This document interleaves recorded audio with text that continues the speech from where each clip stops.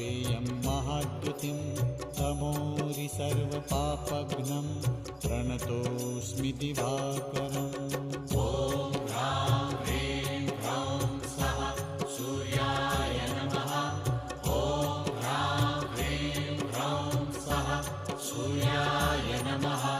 जपाकुसुमसङ्काशं काश्यपेयं महाद्युतिं तमोरि सर्वपापघ्नं प्रणतोऽस्मि दिवाकरम्।